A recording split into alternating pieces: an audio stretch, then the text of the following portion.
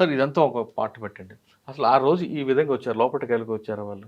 చూడండి, అది మీరు ఒకసారి పీఓకే ఏరియా ఏదైతే ఉందో, హ్మ్. ఇక్కడ మనకి కంటిన్యూయస్‌గా terrorist launch pods, terrorist training centres అనేవి ఎప్పటినుంచో ఉన్నాయి. ఇప్పుడు బాలాకోట్ ఎయిర్ స్ట్రైక్ జరిగినప్పుడు కూడా ఇక్కడున్నవే మనం అన్ని డ్యామేజ్ చేసాం. కానీ వెంటనే మళ్ళా పుట్టుకొచ్చినాయి పుట్టుగొడుగుల్లాగా. అవును.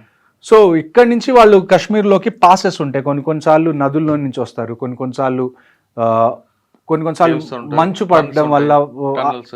టన్నెల్స్ ఉంటాయి. మంచు పడడం వల్ల ఫెన్సింగ్ ఏదైతే ఉంటుందో ఫెన్సింగ్ కూలిపోవడం గానివ్వండి, ఆ! దాని మీద నుంచి ఎక్కి రావడం కొద్దిగా ఈజీ అవుతుంది. పాసెస్ కొన్ని కొన్ని తెరుచుకుంటాయి.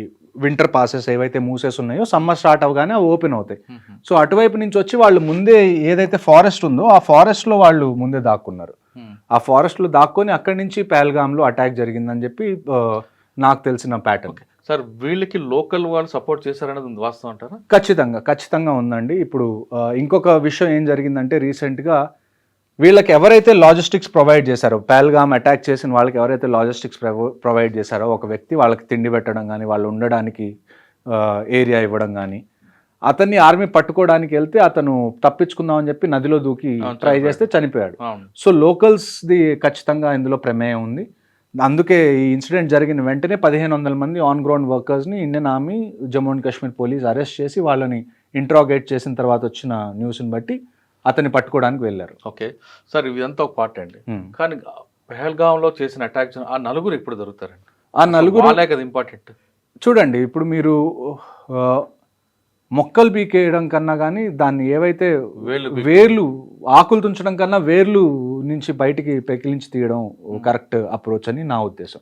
ఈ నలుగురు ఖచ్చితంగా దొరుకుతారు. వీళ్ళు ఎక్కువ టైం పట్టదు. ఈ రోజుటికి నాకు తెలిసి 2 వారాలు అవుతుంది మన అటాక్ అయ్యి. అవును. నాకు తెలిసి ఈ మంత్ అయిపోయే లోపల, మే అయిపోయే లోపల ఆ నలుగురిలో కనీసం ఇద్దరైనా చనిపోతారని చెప్పి నేను ఖచ్చితంగా చెప్పగలను. సార్ వాళ్ళకి ఒక బాగా కరడు కట్టిన వాళ్ళు టెర్రరిస్టులు కాబట్టి వాళ్ళు 3, 4 డేస్ అయినా ఫుడ్ లేకపోయినా ఉండిపోతారు ఈ ప్రాంతంలో అనేది. కరుడు గట్టిన టెర్రరిస్ట్ కన్నా కూడా అందులో ఒక్కడెవరైతే ఉన్నాడో హాషిమ్ మూసా అని, అతను పాకిస్తాన్ పారా కమాండో ఇంతకుముందు. ఆర్మీ నుంచి తను రిటైర్ అయిపోయి తను టెర్రరిజంలో చేరాడు. సో మెయిన్ మనం పట్టుకోవాల్సిన వాళ్ళు ఎవరన్నా ఉన్నారు అంటే దట్ షుడ్ బి మూసా. ఎందుకంటే అతన్ని పట్టుకుంటే అతని దగ్గర ఉన్న క్రెడిబుల్ ఇన్ఫర్మేషన్ ఏదైతే ఉందో, అంటే తను పాకిస్తాన్ ఆర్మీలో ఇంతకుముందు చేశాడు అని తెలిస్తే దాన్ని మనం యూఎన్ దాకా ఎస్కలేట్ చేయొచ్చు. అచ్చా. సో అందుకని చెప్పి వీళ్ళని పట్టుకోవడం చాలా ఇంపార్టెంట్. నాకు తెలిసి ఇండియన్ ఆర్మీ, జేఎండ్కే పోలీస్ ఖచ్చితంగా పనిలో ఉంటారు ఈ పనిలో. ఓకే. ప్రతి చోట నుంచి ఇన్ఫర్మేషన్ గ్యాదర్ చేసి వాళ్ళని పట్టుకోవడానికి నాకు తెలిసి ఈ మంత్ ఎండ్ లోపల కనీసం ఇద్దరైతే వాళ్ళు చనిపోతారని నేను షూర్‌గా చెప్పగలను. ఓకే. సార్ ఫైనల్‌గా చెప్పండి. ఈ ఇష్యూ జరుగుతుంది. ఇది ఇప్పటికో ఆగేది కాదు. అవును. కానీ ప్రజల వైపు నుంచి ఏం సహకారం కావాలండి? ప్రజల వైపు నుంచి సహకారం ఎలాగుంటుందంటే అండి, ఇప్పుడు ఫర్ ఎగ్జాంపుల్ కేవలం పోలీసు, ఆర్మీ కాకుండా లేదు, పబ్లిక్ కూడా కావాలి. ప్రతి పౌరుడు, ప్రతి జాబ్ అనేది చాలా ఇంపార్టెంట్ ఈ టైంలో. వార్ జరిగినప్పుడు ఫర్ ఎగ్జాంపుల్ ఇప్పుడు మనం మాక్ డ్రిల్స్ గురించి మాట్లాడుకున్నాం. 7వ తారీఖు మనం మాక్ డ్రిల్ చేయాలి అని అనుకున్నాం. ఒకవేళ నిజంగా ఇక్కడ ఒక పాకిస్తానీ ఫైటర్ జెట్ వచ్చి హైదరాబాద్ మీద బాంబ్ వేయాలని అనుకుంది. ఇందులో అందరికన్నా పెద్ద పాత్ర ఎవరిది ఉంటుందో తెలుసా అండి? Line man. ఒక ఎలక్ట్రిసిటీ డిపార్ట్మెంట్లో లైన్ మెన్ ఎవరు ఉంటారో, లేకపోతే సబ్ స్టేషన్లో ఎవరైతే ఈ ఎలక్ట్రిసిటీ మొత్తాన్ని మేనేజ్ చేస్తున్నారో వాళ్ళ మీద కూడా చాలా ప్రెషర్ ఉంటుంది. వాళ్ళ మీద కూడా ఒక బాధ్యత ఉంటుంది. ఒకవేళ ఎయిర్ ఫోర్స్ ఫైటర్ జెట్స్ వస్తున్నాయి అనుకోండి, మొత్తం బ్లాక్అవుట్ చేయాలి. అంటే లైట్స్ ఏమీ కనపడకూడదు. మీకు మాక్ డ్రిల్లో రీసెంట్గా మీరు చూసుంటారు, లైట్స్ అన్ని ఆపుకొని ఇంట్లోనే ఉండాలి అని. హ్మ్. అలాంటి టైంలో ఒక లైన్ మ్యాన్కో లేకపోతే ఒక సబ్ స్టేషన్ ఎవరైతే చూసుకుంటున్నారో వాళ్ళకి ఒక ఐడియా ఉండాలి, ఎప్పుడు మనం లైట్స్ అన్ని ఆపేయాలి. అంటే వస్తుందని ఎలా తెలుస్తుంది దీనికి అది ఇంటిమేషన్? గవర్నమెంట్ నుంచి వీళ్ళకి ఇన్ఫర్మేషన్ వస్తుంది, పోలీస్ నుంచి ఇన్ఫర్మేషన్ వస్తుంది. సో ప్రతి మనిషి వాళ్ళ పనులు ఏవైతే, ఇప్పుడు కొన్ని లైన్స్ అంటాం మనం, లైన్ ఆఫ్ కమ్యూనికేషన్ అంటాం. లైన్ ఆఫ్ కమ్యూనికేషన్లో మనకి ఏమొస్తాయి? రోడ్స్ వస్తాయి, హ్మ్. రైల్వే ట్రాక్స్ వస్తాయి, ఎలక్ట్రిసిటీ వైర్స్ వస్తాయి, ఫోన్ వైర్స్ వస్తాయి. ఆ తర్వాత మనకి గ్యాస్ కానీ లేకపోతే ఆయిల్ పైప్ లైన్స్ ఉంటాయి, అవి వస్తాయి. ఆ తర్వాత మనందరం ఇంటర్నెట్ వాడుతున్నాం, ఆప్టికల్ ఫైబర్ కేబుల్ వేసి ఉంటుంది గ్రౌండ్ లోపల. అవును. ఇవన్నీ చాలా ఇంపార్టెంట్. సో వీటిల్లో ఏది డ్యామేజ్ అయినా కానీ అవి రిపేర్ అయిపోయే లోపల లేకపోతే వాటిని మళ్ళీ కొత్తది ఇన్స్టాల్ చేయడానికి చాలా టైం పడుతుంది. సో ఎవరైతే గ్రౌండ్ మీద ఉంటున్నారో ఈ వైటల్ ఏవైతే ఉన్నాయో, రోడ్స్ కానివ్వండి, రైల్వేస్ కానివ్వండి, లేకపోతే ఎలక్ట్రిసిటీ వైర్స్ కానివ్వండి, పైప్ లైన్స్ కానివ్వండి, వాటర్ సప్లై కానివ్వండి, ఇలాంటివన్నిటిని ఏమి డ్యామేజ్ అవ్వకుండా, ఒకవేళ డ్యామేజ్ అవుతున్నా ఎవరన్నా చేస్తున్నా దాన్ని వెంటనే అధికారుల దృష్టికి తీసుకెళ్లడం ప్రతి సివిలియన్ చేయాల్సిన పని. ఇందులోనే ఇంకొక గొప్ప విషయం వచ్చేది ఏంటి అంటే ఎన్సీసీ కెడెట్స్. మన దగ్గరున్న యూత్లో అందరికన్నా most discipline and trained force ఏదన్నా ఉంది అంటే అది national cadet core. NCC cadets కూడా ఏం చేస్తారంటే ఒకవేళ వార్ వచ్చిందనుకోండి, ఇక్కడ నుంచి చాలామంది ఫ్రంట్ లైన్స్కి వెళ్ళిపోతారు, పోలీసులు కూడా చాలా విషయాల్లో బిజీ అయిపోతారు. అలాంటి టైంలో రోడ్ మేనేజ్మెంట్ కానివ్వండి, ట్రాఫిక్ మేనేజ్మెంట్ కానివ్వండి, ఎక్కడన్నా పోలీసులు కూడా ఎక్స్ట్రా మ్యాన్ పవర్ కావాలనుకోండి, అలాంటి టైంలో ఎన్సీసీ కెడెట్స్ కూడా పోలీసులకి హెల్ప్ చేస్తారు, లా అండ్ ఆర్డర్కి హెల్ప్ చేస్తారు. వాళ్ళతో పాటు భారత్ స్కౌట్ కూడా ఉంది కదా. అవును, వాళ్ళు కూడా వస్తారు. కాకపోతే ఎన్సీసీ ఏంటంటే ఆర్మీతో చాలా క్లోజ్గా ట్రైన్ చేస్తుంది కాబట్టి వాళ్ళకి కొన్ని విషయాలు ఎన్ఎస్ఎస్ కానివ్వండి, లేకపోతే స్కౌట్స్ అండ్ గైడ్స్ కానీ వాళ్ళకి తెలియనివి వీళ్ళకి తెలిసే అవకాశం ఎక్కువ ఉంటుంది. అంటే వాళ్ళకు రోడ్డు మీదకి వచ్చి ఖచ్చితంగా అండి, ప్రతి ఒక్కళ్ళు రావాల్సిన అవసరం వస్తుంది ఒకవేళ నిజంగా కనుక వార్ వస్తే. సరే, వాళ్ళిద్దరు కాకుండా ఆ రెండు ఏజెన్సీస్ కాకుండా సివిల్ అన్న కామన్ మ్యాన్ కూడా ఏం చేయాలి? కామన్ మ్యాన్ అదే కదండి, ఇప్పుడు మీరు ఇంటి దగ్గర ఉన్నారు, మీ ఇంటి దగ్గర ఎవరో ఒక రోడ్డు మీద గుంత దవ్వుతున్నారు చాలా పెద్దది, అటువైపు నుంచి ఇప్పుడు హైదరాబాద్ సికింద్రాబాద్లో కూడా మనకి కంటోన్మెంట్స్ ఉన్నాయి. రేపు వార్ అయితే ఇక్కడి నుంచి ఎక్విప్మెంట్ తీసుకొని వీళ్ళు కూడా వెళ్తారు కదా. అలా వెళ్ళేటప్పుడు మధ్యలో ఎవరైనా రోడ్డుకి గుంతలు దవ్వుతున్నారా వాళ్ళ మూవ్మెంట్ ఆపడానికి, లేకపోతే రైల్వే ట్రాక్స్ని ఏమైనా డిస్టర్బ్ చేయడానికి ట్రై చేస్తున్నారు, ఇలాంటివి మీకు కనపడినప్పుడు మీ బాధ్యత ఏంటి అంటే వెంటనే అధికారులకి చెప్పడం.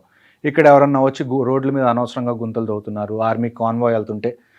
ఇంకొక విషయం ఏంటి అంటే అన్నిటికన్నా చాలా ఇంపార్టెంట్ విషయం మిలిటరీ ఆపరేషన్స్లో సీక్రసీ, కాన్ఫిడెన్షియాలిటీ. అది ఎప్పుడు పోతుంది అంటే ఇక్కడి నుంచి మనం ఎక్విప్మెంట్ తీసుకొని వెళ్తున్నప్పుడు దాని ఫోటోలు తీయడం, వీడియోలు తీయడం, దాన్ని పోస్ట్ చేయడం, దీనివల్ల ఏమవుతుంది అంటే ఎనిమికి తెలిసిపోతుంది మనం ఏమేమి ఎక్విప్మెంట్ తీసుకొని వస్తున్నాం, ఎంతమంది వస్తున్నాం అని ఒక రఫ్గా ఒక ఐడియా వస్తుంది, దానికి ప్రిపేర్ అయ్యి ఉంటాడు. సో మనం చేయాల్సింది ఏంటంటే సివిలియన్స్గా మీరు ఒకవేళ ఆర్మీ కాన్వాయ్ వెళ్తూ కనపడింది, మీరు జస్ట్ సెల్యూట్ చేయడమో, లేకపోతే వాళ్ళకు ఒక వాటర్ బాటిల్ ఇవ్వడమో, లేకపోతే ఒక చాయ్ ఒక ఫ్లాస్క్లో పోసి ఇవ్వడం తప్ప ఒక వీడియో తీసి నేను దాన్ని సోషల్ మీడియాలో పెడతాను అంటే మాత్రం దాన్ని అది ఒక మంచి విషయం కాదని చెప్పి మన వాళ్ళు చాలా మంది సెల్ఫీలు తీసుకోను, లేకపోతే రోడ్ మీద అలా వెళ్తుంటే వీడియో తీసి ఇండియన్ ఆర్మీకి సెల్యూట్ చేస్తున్నట్టు పెట్టిన, ఇవన్నీ మాకు అర్థం అవుతుంది మీరు చాలా మనకు తెలియకుండానే నేరం తప్పు చేస్తున్నాం. మీకు ప్రేమ ఉంది, అది మీరు చూపించుకోవాలనుకుంటున్నారు, అందులో తప్పు లేదు. కానీ కొద్దిగా సెక్యూరిటీ పారామీటర్స్ ఏవైతే ఉంటాయో అవి కూడా దృష్టిలో పెట్టుకొని మీరు ఆన్లైన్ ఏం పోస్ట్ చేస్తున్నా కానీ 1-2 సార్లు ఆలోచించి పోస్ట్ చేయాలని నా మనవి. ఓకే, ఫైనల్గా ఇంకోసారి చెప్పండి, ఇప్పుడు జరిగిన ఆపరేషన్ ఎక్కడో ఆగిపోతుందా లేదా అంతం కాదు ఆరంభం అయింది? నన్ను అడిగితే ఆగకూడదండి, ఆగకూడదు. ఎందుకు అంటే ఇంతకుముందు మనం ఉరి జరిగినప్పుడు కూడా మనం సర్జికల్ స్ట్రైక్స్ చేసాం, టెర్రరిస్ట్నే చంపాం. ఆ తర్వాత పుల్వామా జరిగింది, బాలాకోట్ ఎయిర్ స్ట్రైక్స్ చేసాం, మనం టెర్రరిస్ట్నే చంపాం. ఇప్పుడు మళ్ళీ ఇది పహల్గామ్ అయింది, మళ్ళీ మనం అటాక్ చేస్తున్నాం, టెర్రరిస్ట్నే చంపుతున్నాం.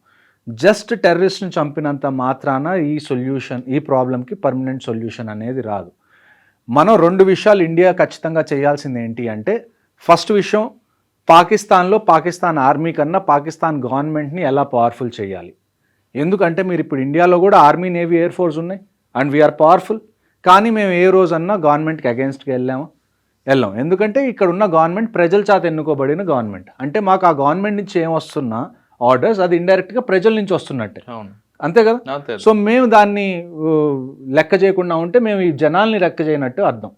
సో పాకిస్తాన్లో ఏంటంటే అక్కడ ఒక గవర్నమెంట్ ఎలక్ట్ అవుతుంది, ఆ ఎలక్ట్ అయిన గవర్నమెంట్ ఏదైనా చేద్దాం అనుకునే లోపల అక్కడ పాకిస్తాన్ ఆర్మీ వచ్చేసి ఆ గవర్నమెంట్ని నెట్టేసి వాళ్ళు మళ్ళీ పాలించడం మొదలు పెడతారు. సో ఇండియా టార్గెట్ ఏముండాలి అంటే పాకిస్తాన్ గవర్నమెంట్ ఏదైతే ఉందో దాన్ని పాకిస్తాన్ ఆర్మీ కన్నా పవర్ఫుల్ చేయడం ఫస్ట్ విషయం మనకు కావాలి. రెండో విషయం ఏంటి అంటే ఈ ఆపరేషన్స్తో పాటుగా మనం చేయాల్సింది ఏంటి అంటే, ఇప్పుడు Pakistan is also a nuclear country, వాళ్ళ దగ్గర కూడా న్యూక్లియర్ కేపబిలిటీస్ ఉన్నాయి. మనం ఏమేం డాక్యుమెంట్స్ లేకపోతే ఏమేం ప్రూఫ్స్ కలెక్ట్ చేసి మనం యునైటెడ్ నేషన్స్లో ఎలాగ అపీల్ చేయాలి అంటే, ఇలాంటి పనులు పాకిస్తాన్ చేస్తుంది కాబట్టి యుఎన్ షుడ్ మేక్ షూర్ పాకిస్తాన్ని డీన్యూక్లియరైజ్ చేయాలి. పాకిస్తాన్ దగ్గర న్యూక్లియర్ అసెట్స్ ఉంటే కోతికి కొబ్బరి చెప్పు ఉన్నట్టే. సో అందుకని చెప్పి వాళ్ళ దగ్గర నుంచి న్యూక్లియర్ అసెట్స్ అనేవి మనం యునైటెడ్ నేషన్స్ ద్వారా తీసేయడం అనేది దాన్ని ఏమంటారు లాంగ్ రన్లో మనకి చాలా బెనిఫిట్ అయ్యే ఒక ప్లాన్. ఈ 2 మనం ఇండియన్ గవర్నమెంట్ చేస్తే నాకు తెలిసి ఈ ప్రాబ్లంకి ఒక పర్మనెంట్ సొల్యూషన్ అయితే ఉంటుంది. అంతేగాని పిఓకే చూడండి, ఒక్కసారి వాళ్ళ దగ్గర న్యూక్లియర్ లేదనుకోండి, న్యూక్లియర్ డిటరెంట్ అనేది వాళ్ళ దగ్గర లేదనుకోండి, మనం ఆపరేషన్స్ కూడా కొద్దిగా ఈజీగా చేయొచ్చు. పిఓకే ఇప్పుడు ఈ government for example Modi government మేము పిఓకే తెస్తాం అని అన్నా కానీ it doesn't happen in a week or A month. దానికి చాలా టైం పడుతుంది, దానికి బ్యాక్గ్రౌండ్ వర్క్ కూడా చాలా కావాలి. అలాంటి బ్యాక్గ్రౌండ్ వర్క్లో నన్ను అడిగితే ఆ న్యూక్లియర్ ఏవైతే ఉన్నాయో న్యూక్లియర్ అసెట్స్ పాకిస్తాన్ దగ్గర, అది యుఎన్ జప్తు చేసుకున్న తర్వాత మనం ముందుకెళ్ళడం బెటర్.